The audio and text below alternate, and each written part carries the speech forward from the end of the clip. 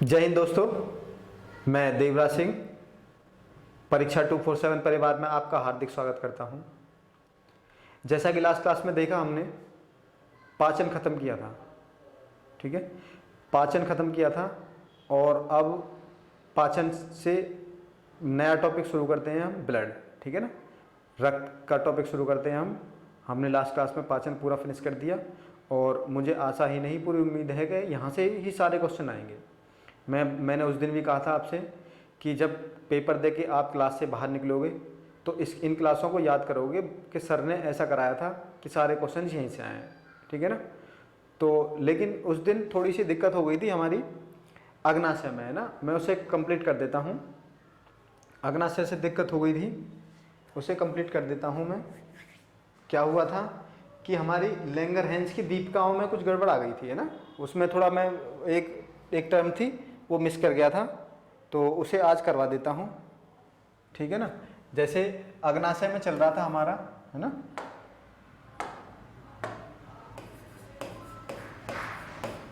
अग्नाशय में चल रहा था हमारा, है ना। इसमें थी लैंगरहैंस की दीपिका, लैंगरहैंस की दीपिकाएं। मैंने बताया था कि अग्नाशय में लैंगरहैंस की दीपिकाएं पाई जाती हैं, ठीक है। इसमें से हमारी 3 सेल होती हैं, अल्फा सेल, बीटा सेल और गामा सेल। तो मैंने बताया था बीटा सेल से हमारा इंसुलिन निकलता है। बीटा सेल से कौन सा हार्मोन निकलता है? इंसुलिन। और अल्फा सेल से ग्लूकागॉन हार्मोन निकलता है, ठीक है ना। और तीसरा ये यहाँ से गड़बड़ हो गई थी। यहाँ से क्या निकलता है? सोमैटोस्टेनिन, ठीक है ना। यहाँ से कौन सा निकलता है? सोमैटोस्टेनिन हार्मोन, सोमैटोस्टेनिन,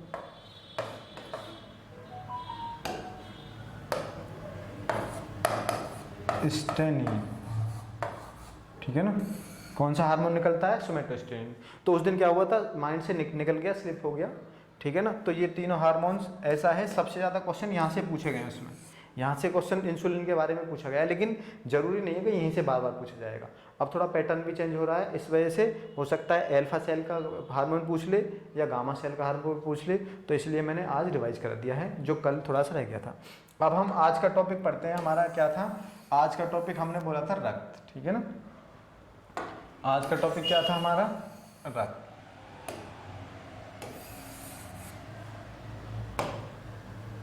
आज का टॉपिक क्या था हमारा? आज हम नया टॉपिक स्टार्ट करते हैं, रक्त, यानी ब्लड या रुधिर। जैसा कि आप जानते हैं रक्त हमारे शरीर के लिए बहुत इंपॉर्टेंट अंग है, मतलब हमारे शरीर के लिए बहुत इंपॉर्टेंट है, और शरीर के लिए नहीं अपितु परीक्षा की दृष्टि से भी बहुत इंपॉर्टेंट है। रक्त से बहुत सारे क्वेश्चंस आते हैं, ठीक है ना। तो आज हम यहाँ से सारे क्वेश्चन आपके कंफर्म क्लियर कर देंगे, बिल्कुल भी कन्फ्यूजन नहीं छोड़ेंगे, ठीक है ना। आप हमारे साथ बने रहिए, चैनल को लाइक कीजिए, सब्सक्राइब कीजिए और हमारा सहयोग कीजिए, ठीक है। तो अब हम चैप्टर शुरू करते हैं, रक्त या ब्लड, ठीक है ना। रक्त या ब्लड, इंग्लिश में ब्लड बोलते हैं, हिंदी में रक्त बोलते हैं, ठीक है ना। अब अगर रक्त की परिभाषा मैं दूं, रक्त क्या है, तो रक्त एक तरल, लाल, गाढ़ा और जीवित ऊतक है। कि तरल, लाल रंग का, गाढ़ा और जीवित ऊतक है जो हमारी रक्त वाहिनियों में बहकर पूरे शरीर तक पहुंचता है, ठीक है। इस तरह परिभाषा हो जाएगी। और रक्त के आप जानते हो बहुत सारे नाम होते हैं, जैसे रक्त हो गया, रुधिर हो गया, ब्लड हो गया, खून हो गया, है ना। कहीं कहीं लोहू भी बोलते हैं, है ना, लोह बोलते हैं। तो ये सारे रक्त के नाम हो गए। अब हम वहाँ से शुरू करते हैं। सबसे पहले हम जानते हैं कि क्या है, सबसे पहले ये क्या है? तरल संयोजिक ऊतक है। क्या है? तरल संयोजी ऊतक। क्या है? तरल संयोजिक ऊतक, ठीक है ना। अब तरल तो लिक्विड हो गया, संयोजी कनेक्टेड हो गया। इस वर्ड को थोड़ा समझते हैं, कनेक्टिव, और ये टिश्यू हो गया, ठीक है ना। तो क्या हो गया? लिक्विड कनेक्टिव टिश्यू हो गया। तो संयोजी हो गया कनेक्टिव, टिश्यू क्या है? टिश्यू के बारे में देखते हैं। टिश्यू के बारे में जब मैं सेल करा रहा था मैंने तब भी बताया था कि अगर 2 या 2 से अधिक सेल मिलकर हमारा किसका निर्माण करते हैं, टिश्यू का निर्माण करते हैं, ठीक है ना। और 2 या 2 से अधिक टिश्यू मिलकर हमारे ऑर्गन का निर्माण करते हैं, ठीक है ना। और 2 या 2 से अधिक ऑर्गन हमारे बॉडी का निर्माण करते हैं, ठीक है ना। तो ये जो टिश्यू है, ये जो ऊतक है, यही बात चल रही है इसकी कि ये 2 सेलों से मिलकर बना था। इसका मतलब 2 सेलों से कनेक्ट होकर बनता है, इसलिए ब्लड भी कैसा है, कनेक्टिव टिश्यू हो गया, ठीक है ना, कनेक्टिव टिश्यू है। तो पहला क्या है, तरल ब्लड, या एक तरल संयोजित ऊतक है, ठीक है ना। अच्छा, इसका कार्य पूछता है, कार्य क्या है, कार्य है यह हमारे यानी मानव शरीर में या किसी के भी शरीर में परिवहन का सबसे बड़ा साधन है, ठीक है ना, परिवहन का सबसे बड़ा साधन, परिवहन का सबसे बड़ा साधन, परिवहन का सबसे बड़ा साधन है, ठीक है ना। साधन मतलब परिवहन, अगर हम परिवहन की बात करें तो परिवहन किस चीज़ का, परिवहन देखो हमारे ऑक्सीजन का परिवहन हो गया, ठीक है, कार्बोहाइड्रेट का परिवहन हो गया, ऑक्सीजन का परिवहन हो गया, कार्बोहाइड्रेट का परिवहन हो गया, वसा, प्रोटीन, सारी चीज़ें पच के लोह यानी रक्त के माध्यम से हमारे पूरे शरीर तक पहुंचती है। सपोज करो हमने सांस ली, हमारा सांस फेफड़ों में गया, फेफड़ों से अब हमें ब्रेन को जरूरत है एनर्जी की, ठीक है ना। तो ये क्या है, रक्त के साथ मिलकर हमारे ब्रेन तक जाता है और एनर्जी जनरेट करता है, ठीक है ना। तो क्या है, परिवहन का सबसे बड़ा साधन है, इसका ये कार्य हो गया, ठीक है ना। अब और देखते हैं यहाँ से किस तरह सवाल पूछे जाते हैं।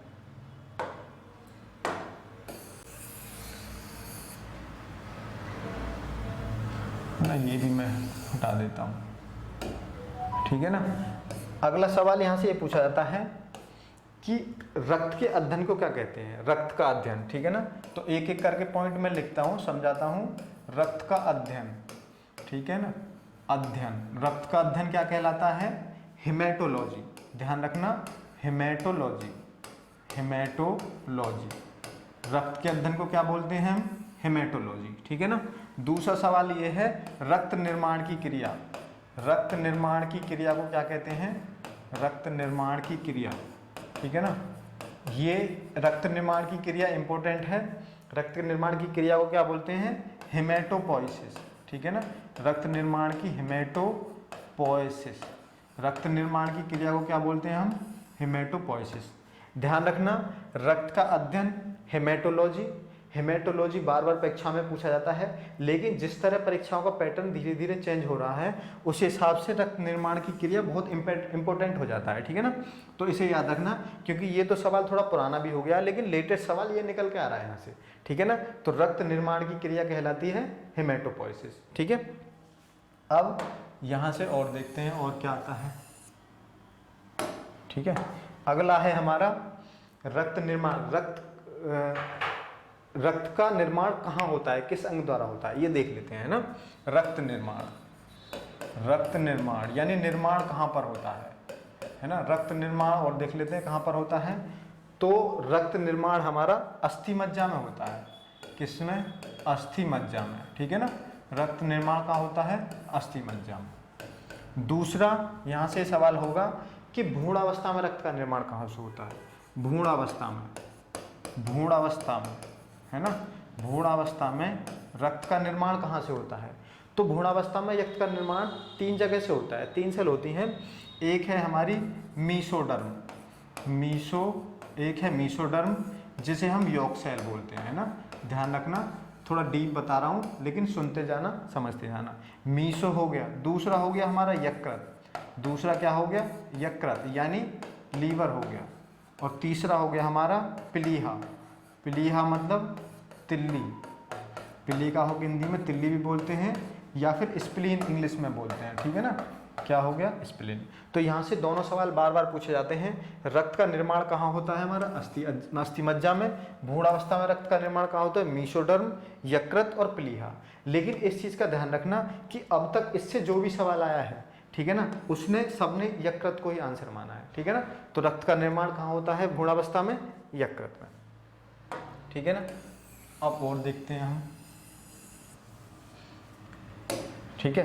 नेक्स्ट है हमारा, इसका पीएच मान बहुत पूछा जाता है, ठीक है ना, पीएच मान, पीएच मान कितना होता है इसका 7.4, यानी रक्त और ब्लड का पीएच मान कितना है 7.4। लेकिन अब इससे ही काम नहीं चलेगा, हमें थोड़ा एडवांस भी होना पड़ेगा, ठीक है ना। वहाँ से देखते हैं कि देखना अगर रक्त का मान 7.2 या 7.6 हो गया, ठीक है ना, रक्त का पीएच मान 7.4 की जगह 7.2 या 7.6 हो गया तो इंसान की मृत्यु हो जाती है, ठीक है ना। ये इतना सेंसिटिव है कि ये पीएच मान रक्त का कि अगर 0.2 नीचे या 0.2 ऊपर हो गया तो इंसान की मृत्यु हो जाती है। ये सवाल अब तक पूछा नहीं गया है लेकिन आगे पूछा जा सकता है, ठीक है ना, क्योंकि अभी तक पीएच मान के ऊपर यही आ रहा था रक्त का पीएच मान कितना है, लेकिन आगे ये सवाल पूछा जा सकता है, इसलिए मैंने यहाँ पर आपको बता दिया है, ठीक है ना। अच्छा, अब आप बात करेंगे पीएच क्या होता है ना। पीएच क्या होता है, पीएच क्या है, पीएच एक स्केल है ना, मैं बता देता हूँ। ये हमारा 7 हो गया और ये 0 और ये 14, ये एक स्केल है। स्केल मतलब पीएच है ना, पीएच स्केल है ये। इसमें 0 से 7 और 7 से 14 ये इसका पैमाना हो गया। इसमें 0 से 7 तक यानी 0 से 7 तक 7 खाने बने होते हैं और 7 से 14 7 खाने बने होते हैं। ध्यान रखना जो 0 से 7 है ये कैसा होता है, ये अम्लीय में होता है, ठीक है ना। 0 से 7 अगर किसी का पीएच मान है तो वह कैसा होगा, अम्लीय, ठीक है ना। 0 से 7 में अगर किसी का पीएच मान है तो अम्लीय होगा, और 0 से 7 7 से 14 है तो ये कैसा होगा, क्षारीय। यानी अगर पीएच मान 7 से कम है तो अम्लीय, 7 से ज़्यादा है तो क्षारीय। अगर हम 7 की बात करेंगे तो ये कैसा हो जाएगा, उदासीन। तो पीएच मान क्या हो जाएगा, उदासीन, जैसे जल है ना, जैसे जल। जल का पीएच मान कितना होता है, 7। वो कैसी अवस्था में होता है, उदासीन में। इसी तरह देखो यहाँ देखो ये कितना हो गया, पीएच मान 7.4 हो गया तो ये कैसा हो गया, क्षारीय, क्योंकि 7 से ज़्यादा है। दूसरा पॉइंट यहीं से पीएच मान से ही पूछा जाता है कि रक्त या ब्लड किस अवस्था में रहता है, तो ये कैसी अवस्था में रहता है, जैसा अभी हमने देखा ये क्षारीय अवस्था में मिलता है, ठीक है ना। किसी अवस्था में होता है, क्षारीय अवस्था में मिलता है, ठीक है ना। तो ये पीएच मान हो गया, ये पूरा हो गया। अब आगे चलते हैं थोड़ा सा, अब इसकी मात्रा पे बात करते हैं ना, मात्रा कितनी है शरीर में, ह्यूमन बॉडी में, ठीक है ना। मात्रा की बात करते हैं। मात्रा कितनी हो गई, अगर मैं स्वस्थ शरीर की बात करूं तो 5 से 6 लीटर, 5 से 6 लीटर मात्रा होती है। अगर ये पुरुष की बात करूं तो, ठीक है ना, 7 से 6 लीटर पुरुष में। अगर महिला से बात करूं तो आधा लीटर लगभग कम होती है ना, आधा लीटर लगभग कम होती है। ये किस में होती है, महिला में, ठीक है ना। अगर मात्रा की बात करें तो स्वस्थ मनुष्य में 5 से 6 लीटर रक्त पाया जाता है, पुरुष की बात करें तो, और महिलाओं में आधा लीटर, थोड़ा महिलाओं में कम पाया जाता है, ठीक है ना। तो ये हो गया मात्रा, ठीक है ना। अब आगे देखते हैं हम, ठीक है, आगे देखते हैं हम रक्त का अध्ययन। अब क्या करते हैं, हम रक्त का अध्ययन पढ़ते हैं। तो रक्त का अध्ययन देखो, यहीं से मैं टॉपिक डाल लेता हूं मैं।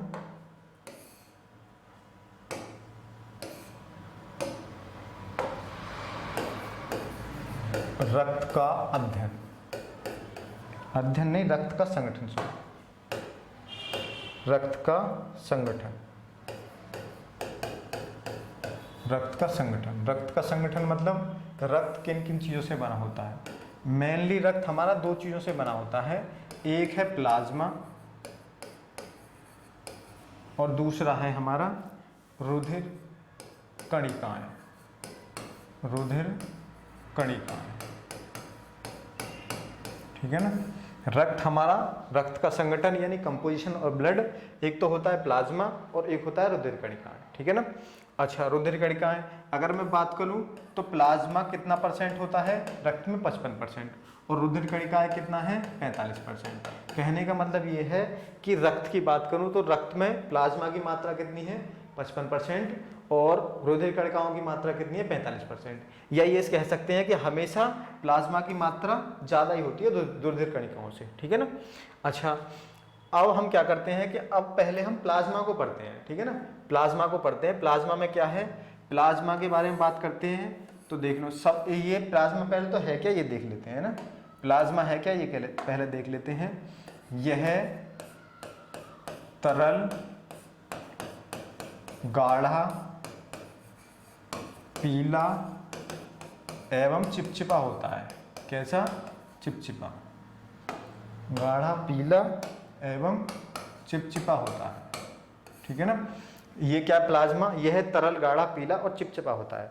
अब अगर मैं पूछूं कि चिपचिपा किस कारण से होता है, ठीक है ना, पूछ सकता है एग्जाम में, और मुझे उम्मीद है कि आगे किसी न किसी एग्जाम पूछा भी जाएगा, है ना। तो ये होता है हमारा एक प्रोटीन होती है जिसे बोलते हैं हम कोलेजन प्रोटीन। क्या बोलते हैं? Collagen protein. क्या बोलते हैं? Collagen protein. ठीक है ना, तो प्लाज्मा ये हो गया। अब दूसरा यहाँ से पूछा जाता है कि भाई जल की मात्रा कितनी है प्लाज्मा में, तो लगभग 90% जल होता है प्लाज्मा में। ठीक है, प्लाज्मा में 90% जल होता है और बचा शेष 8% वो क्या है? अन्य तत्व। ये क्या है? 8% क्या है? अन्य तत्व। 8% क्या है? अन्य तत्व। ठीक है ना, तो प्लाज्मा क्या है? ये तरल गाढ़ा पीला चिपचिपा पदार्थ है। अगर होता किस लिए है? ये कोलेजन प्रोटीन के कारण होता है।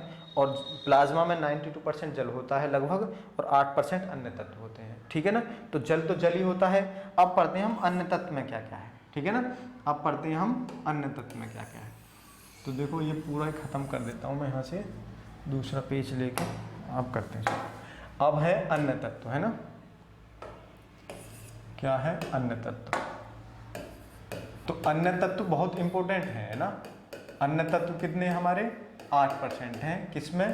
प्लाज्मा में। ठीक है ना, तो प्लाज्मा में हमारे 3 तरह के अन्य तत्व पाए जाते हैं। पहला है अकार्बनिक पदार्थ। अकार्बनिक पदार्थ, अकार्बनिक पदार्थ। ठीक है ना, यहाँ से प्लाज्मा से सबसे ज़्यादा क्वेश्चन यहीं से पूछे जाते हैं। अकार्बनिक पदार्थ हमारे 5-6 पदार्थ है जो इंपॉर्टेंट है, जिससे क्वेश्चन पूछे जाते हैं। पहला है हमारा, ध्यान रखना, पहला है सोडियम बाइकार्बोनेट। सोडियम बाइकार्बोनेट, पहला है सोडियम बाइकार्बोनेट। पहला क्या है? Sodium bicarbonate. ठीक है ना, अब सोडियम बाइकार्बोनेट हो गया। अगर पूछा जाए रक्त में इसका काम क्या है सोडियम बाइकार्बोनेट का, तो ध्यान रखना यह क्या करता है? यह रक्त को क्षारीय बनाता है। जैसा हमने अभी पढ़ा कि रक्त कैसा है? क्षारीय पदार्थ है, क्षारीय अवस्था में रहता है। तो क्षारीयता उसकी किस कारण से होती है? सोडियम बाइकार्बोनेट से। तो यहाँ सवाल पूछा जाएगा, जो रक्त है या प्लाज्मा है वो क्षारीय किसके कारण रहता है? सोडियम बाइकार्बोनेट से। ठीक है ना, दूसरा यहाँ से है सोडियम क्लोराइड। अन्य तत्व में है सोडियम क्लोराइड। अब सोडियम क्लोराइड है ये, है ना। सोडियम क्लोराइड क्या होता है? NaCl नमक होता है। तो दूसरा सवाल यहाँ से ये पूछा जाता है कि जो रक्त है वो नमकीन किस कारण से होता है? तो किसके कारण से होता है? सोडियम क्लोराइड के कारण। नमकीन किस कारण से है? सोडियम क्लोराइड के कारण। ठीक है ना, नमकीन किस कारण से है? सोडियम क्लोराइड के कारण। तीसरा है यहाँ से एक तत्व होता है आयरन। इसमें आयरन पाया जाता है। आयरन का काम क्या है? हीमोग्लोबिन निर्माण में। आयरन का काम क्या है? हीमोग्लोबिन निर्माण में, हीमोग्लोबिन के निर्माण में।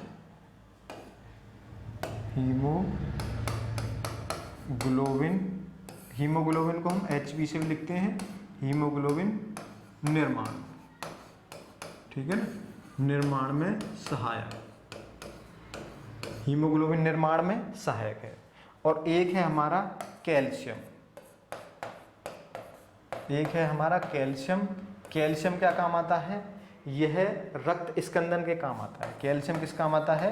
रक्त स्कंदन। स्कंदन का मतलब मैंने कल ही बताया था, स्कंदन का मतलब थक्का जमना, क्लॉटिंग करना, रक्त स्कंदन के। एक इसमें एक अन्य तत्व है हमारा पोटेशियम। ठीक है ना, पोटेशियम। तो पोटेशियम किस काम आता है? किसके निर्माण में काम आता है? यह हृदय स्कंदन के निर्माण में काम आता है। स्कंदन, हृदय स्कंदन में। ठीक है ना, तो हमारे अभी प्लाज्मा में अन्य तत्व में पढ़ रहे थे हम। पहला तत्व है अकार्बनिक पदार्थ, उसमें पहला है सोडियम बाइकार्बोनेट जो रक्त को या प्लाज्मा को क्षारीयता प्रदान करता है। दूसरा है सोडियम क्लोराइड, यह नमकीन स्वाद देता है, नमकीनता बनाए रखता है। मतलब आयरन का क्या है? हीमोग्लोबिन निर्माण में सहायक होता है आयरन। कैल्शियम क्या है? रक्त स्कंदन में सहायक होता है। और पोटेशियम हृदय स्कंदन में सहायक होता है। तो यहाँ से अकार्बनिक तत्व खत्म हो गया अन्य तत्व में। ठीक है ना, अब हमारा दूसरा है यहाँ से, दूसरा है हमारा कार्बनिक पदार्थ। दूसरा क्या है हमारा? कार्बनिक पदार्थ। दूसरा क्या है हमारा? यहीं से कार्बनिक पदार्थ। कार्बनिक पदार्थ मतलब कार्बनिक पदार्थ। दूसरा क्या है? कार्बनिक पदार्थ। कार्बनिक पदार्थ को हम पोषक तत्व भी बोल सकते हैं, है ना। पोषक तत्व कौन कौन से पोषक तत्व हैं हमारी बॉडी में? जैसे हो गया कार्बोहाइड्रेट, ठीक है ना। दूसरा हो गया हमारा वसा, है ना। तो ये क्या है? पोषक तत्व हैं और ये किस में आते हैं, है ना, कार्बनिक पदार्थ में, पाचन तत्व। और यहाँ से तीसरा सबसे इम्पोर्टेंट है, देखो यहाँ से तीसरा तत्व है ना, प्रोटीन। प्रोटीन कौन कौन सी पाई जाती है ना, ठीक है ना। प्रोटीन में ध्यान रखना, प्रोटीन में सबसे पहले एल्बुमिन पाई जाती है, ठीक है ना। प्रोटीन में सबसे पहले एक प्रोटीन है एल्बुमिन, है ना, एल्बुमिन प्रोटीन। अब इसका क्या है? प्रोटीन, एल्बुमिन प्रोटीन का काम क्या है? ये क्या करती है? एल्बुमिन प्रोटीन क्या करती है? ये परासरण दाब को नियंत्रित करती है। अभी बताऊंगा परासरण दाब क्या होता है ना। ये क्या करती है? परासरण दाब को नियंत्रित करती है। क्या करती है? परासरण दाब को नियंत्रित करती है, ठीक है ना। परासरण दाब को नियंत्रित करती है, मतलब परासरण दाब क्या है कि जो हमारी, आपने देखा होगा जो हमारी हड्डियों में कई बार पानी जमा हो जाता है, या कई बार शिकायत सुनी होगी कि मेरे हड्डियों में पानी जमा हो गया या पेट में पानी इकट्ठा हो गया, तो इस परासरण दाब की वजह से वो कंट्रोल किया जाता है, ठीक है ना। तो एल्बुमिन प्रोटीन का क्या काम है? परासरण दाब को नियंत्रित करना, ठीक है ना। अगर ये परासरण दाब नियंत्रित नहीं हुआ तो क्या होगा, है ना। तो एक बीमारी है हमारी क्वाशियोरकर, है ना, क्वाशियोरकर रोग।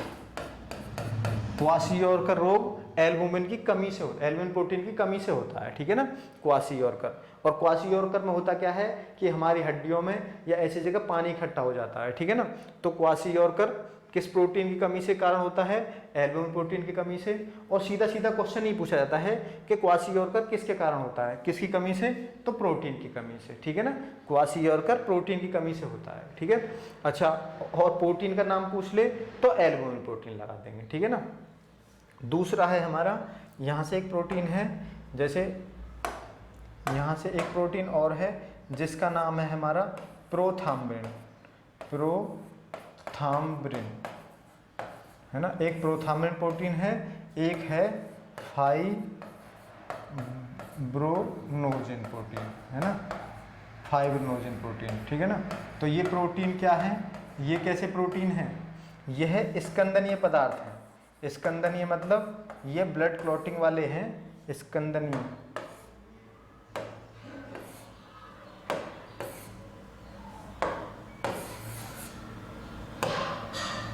फाइब्रोनोजेन प्रोटीन ये है स्कंदनीय पदार्थ है, स्कंदनीय पदार्थ है, ठीक है ना। ये कैसे पदार्थ हैं? स्कंदनीय, मतलब ब्लड क्लॉटिंग, अगर ब्लड बाहर आ जाता है तो रोकने में काम करते हैं, ठीक है ना। तो ये ध्यान रखना। अच्छा, यहीं से क्वाशियोरकर रोग से एक रोग और संबंधित है, उसे भी डिस्कस कर लेते हैं ना। मैं यहाँ बता देता हूँ, जैसे क्वाशियोरकर रोग है, एक है मिरस्मस रोग, ठीक है ना। तो अगर सीधा सीधा पूछा जाए कि प्रोटीन की कमी से कौन सा रोग होता है, तो क्वाशियोरकर होता है, ठीक है ना। अगर यही ये पूछा जाए कि प्रोटीन प्लस कैलोरी की वजह से कौन सा रोग होता है, तो मिरस्मस। तो ध्यान रखना ये और लिख लेना, यहाँ से थोड़ा कन्फ्यूजन भी रहता है बच्चों को। तो मिरस्मस रोग किसके कारण होता है? प्रोटीन और प्लस कैलोरी की कमी से। प्रोटीन और कैलोरी की कमी से क्या होता है? प्रोटीन और कैलोरी की कमी से कौन सा रोग होता है? मिरस्मस। तो यहाँ से दो रोग हो गए जो प्रोटीन की कमी से होते हैं। अगर प्रोटीन की कमी से रोग पूछा जाएगा, क्वाशियोरकर हो जाएगा। अगर प्रोटीन और कैलोरी की कमी से पूछा जाए तो मिरस्मस रोग हो जाएगा, ठीक है ना। ये यहाँ से हमारे 8 तत्व फिनिश हो गए हैं। अच्छा, और इसका कार्य क्या है? और मैं कार्य बता देता हूँ, है ना। और इसका कार्य है, जहाँ से सवाल कई बार पूछे जाते हैं, इसका प्लाज्मा का कार्य क्या है? एक कार्य ये है इसका कि पहला है भोज्य पदार्थों का परिवहन, भोज्य पदार्थों का परिवहन, भोज्य पदार्थों का परिवहन। क्या करता है, भोज्य पदार्थों का परिवहन। जैसा मैंने कल भी बताया था, किस तरह का, कार्बोहाइड्रेट को किस में बदल देता है, ये ग्लूकोज में बदल देता है, कार्बोहाइड्रेट को ग्लूकोज में बदल देता है, और वसा को किस में बदल देता है जाके, या वसा को ये फैटी एसिड में बदल देता है, से मतलब ये इसका परिवहन करता है, ठीक है ना। कार्बोहाइड्रेट को ग्लूकोज में बदल देता है और ग्लूकोज को ये ले जाने का काम करता है कौन, प्लाज्मा। इसी तरह वसा फैटी एसिड में बदलता है, उसको ले जाने का काम कौन करता है, प्लाज्मा, ठीक है ना। तो ये हो गई दोनों चीज। अगर हमारा प्रोटीन की बात करें, प्रोटीन का क्या है हमारा, प्रोटीन का है अमीनो अम्ल। प्रोटीन को अमीनो अम्ल में बचता है, और अमीनो अम्ल को ले जाने का काम कौन करता है हमारा, ये वाला, जिसका नाम है प्लाज्मा। अच्छा, एक कार्य और है इसका, ये तो पहला हो गया। दूसरा इसका कार्य है ताप नियंत्रण में सहायक। ताप नियंत्रण मतलब जो हमारे शरीर की बॉडी टेम्परेचर है उसको नियंत्रण में सहायक, ठीक है ना। जो हमारा बॉडी टेम्परेचर उसको मतलब उसको मेंटेन करने में ये काम आता है, ठीक है ना। तो यहाँ से ये प्लाज्मा हो गया हमारा खत्म, ठीक है ना, प्लाज्मा खत्म हो गया। अब आगे हम चलते हैं, तो हमारा एक पार्ट तो खत्म हो गया। हमने दो पार्ट में डिवाइड किया था, एक तो था प्लाज्मा जो सबसे ज़्यादा 55% भाग है, दूसरा था हमारा रुधिर कणिकाएं जो 45% भाग है, ठीक है ना। वहाँ से और देख लेते हैं किस तरह से क्वेश्चंस आते हैं, ठीक है ना। जैसे ये है मैं लाया हूँ आपके लिए, मैंने बताया था कि ये कितना होता है, ये हमारा 45% होता है ना। पूरे ब्लड का कितने परसेंट होता है, 45%। अब देखो इसमें क्या क्या चीज़ है, रक्त कोशिकाओं में क्या क्या चीज़ है। पहले हमारे एरिथ्रोसाइट्स, फिर है ल्यूकोसाइट्स और फिर थैम्बोसाइट्स, है ना। इसको भी 3 पार्ट में डिवाइड किया गया है, पहला एरिथ्रोसाइट, ल्यूकोसाइट और थैम्बोसाइट्स, ठीक है ना। अगर मैं इनका हिंदी बात करूं तो ये रेड ब्लड सेल्स मतलब आरबीसी यानी यानी लाल रुधिर कणिकाएं, ये डब्ल्यूबीसी श्वेत रुधिर कणिकाएं, और ये प्लेटलेट्स जिन्हें बिम्बाणु या बिम्बाणु बोलते हैं, ठीक है ना, प्लेटलेट्स को, ठीक है। अब दूसरा सवाल यहाँ से पूछा जाता है कि इनकी संख्या कितनी है, तो इनकी संख्या लगभग 45 से 50 लाख प्रति MMQ पाई जाती है, ठीक है ना। इनकी संख्या 45 से 50 लाख प्रति MMQ है। और अगर WBC की संख्या पूछा जाए तो ये WBC की है 5 से 9000 प्रति MMQ, ठीक है ना, 5000 से 9000। और तीसरा है प्लेटलेट्स क्या है, ये थम्बोसाइट्स क्या है, ये 3 लाख के करीब पाई जाती है ना, ऐसे 1.5 से 3 लाख के बीच पाई जाती है, और भी ज़्यादा होती हैं, ये प्लेटलेट्स होती हैं 3 लाख के लगभग, ठीक है ना। तो यहाँ से ये है। अब यहाँ से पूछा जाता है, एक सवाल यहाँ से ये पूछा जाता है कि इनमें सबसे अधिक मात्रा किस चीज़ की है ब्लड में, ठीक है ना। तो मैं वो लिख देता हूँ, इसमें 99% तो इसका होता है, ठीक है ना, मैं लिख देता हूँ।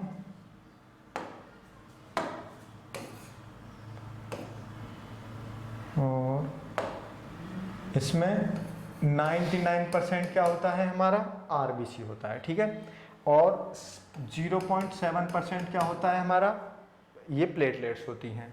और 0.3% क्या होता है हमारा, WBC होती है। इसका मतलब सबसे बड़ा साइज किसका हो गया, इसका, यानी सबसे ज़्यादा कौन सी पाई जाती हैं, रेड ब्लड सेल्स, ठीक है। और उसके बाद प्लेटलेट्स और उसके बाद WBC। यहाँ से प्रॉपर सवाल पूछे जाते हैं कि रुधिराणु में सबसे अधिक मात्रा में क्या है, तो क्या हो गया हमारा RBC। उससे कम या सीक्वेंस लगाने के लिए पूछ लेगा, है ना, 99 ये और 7, तो किसके, RBC, प्लेटलेट्स और WBC, ठीक है ना।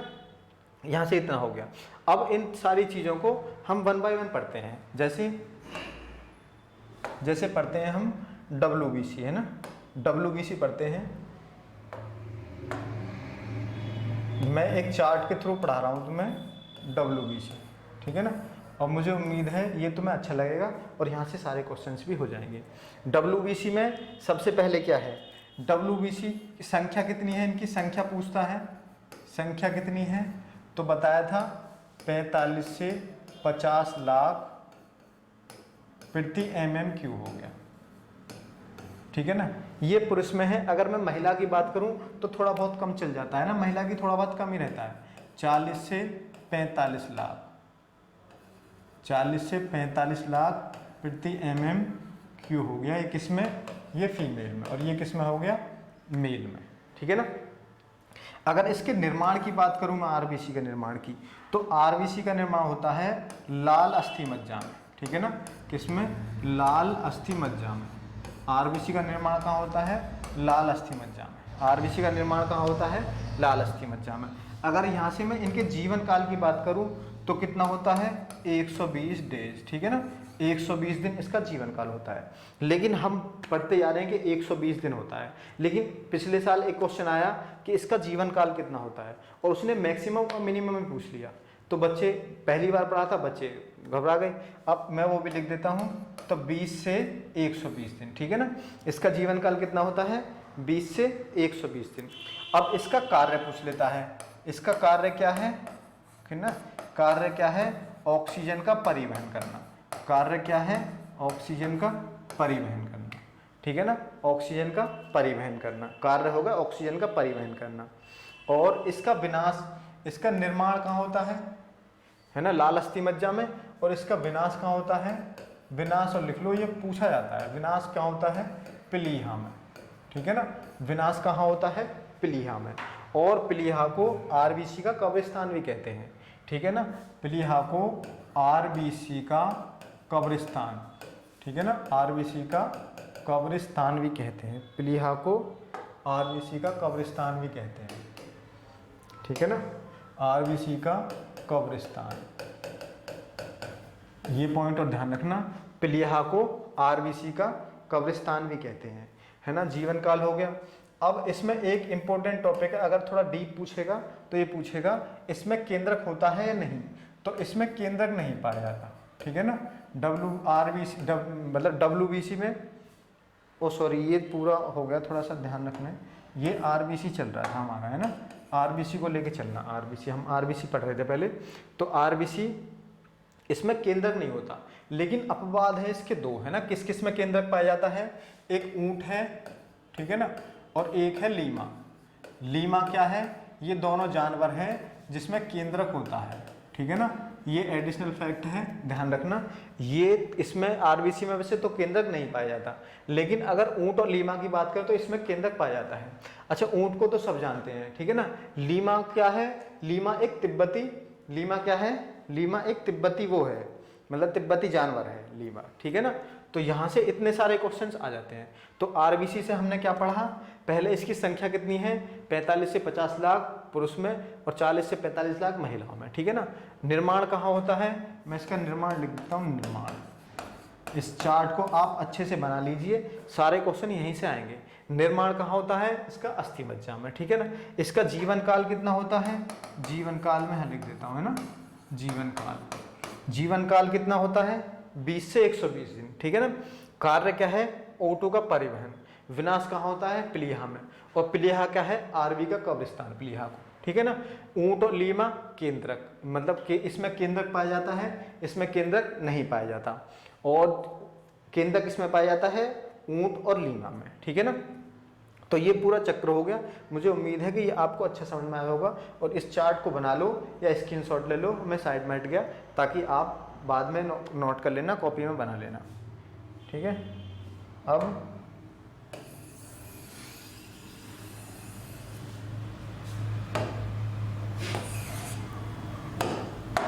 ठीक है, अब यहां से देखते हैं ये क्या है? आरबीसी। आरबीसी के बारे में थोड़ा सा और पढ़ते हैं। आरबीसी, अगर आरबीसी ऊंचाई पे जाने पर बढ़ता है या घटता है? ठीक है ना। आरबीसी ऊंचाई पे जाने पर, ऊंचाई पर जाने पर, ऊंचाई पर जाने से, है ना, ऊंचाई पर जाने से घटता है। ठीक है ना, ये पूछा जाएगा। ऊंचाई पर जाने से, आरबीसी ऊंचाई पर जाने से घटता है। और जब आरबीसी बढ़ता है, ध्यान रखना, जब आरबीसी बढ़ता है ना, तो ऑक्सीजन की कमी हो जाती है। ऑक्सीजन की कमी हो जाती है। ठीक है ना। जैसे यहाँ से देखते हैं कि जब हम पहाड़ों पर जाते हैं, ऊंचाई पे जाते हैं, तो ऑक्सीजन की कमी हो जाती है। जब ऑक्सीजन की कमी हो जाती है तो आरबीसी हमारा बढ़ता है, ठीक है ना।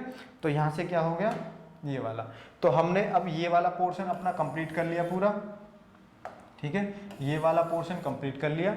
कल हम इसके बारे में ल्यूकोसाइट्स और थ्रोम्बोसाइट्स, और ल्यूकोसाइट में ये संरचना है, इनके बारे में पढ़ेंगे। और प्लीज़ चैनल को लाइक करें, सब्सक्राइब कर लें और वीडियो को पूरा देखें, है ना, और नोट्स बनाते रहें। और प्लीज़ सपोर्ट करते रहें, हमारी परीक्षा 247 परिवार को सपोर्ट करते रहें, ठीक है। जय हिंद।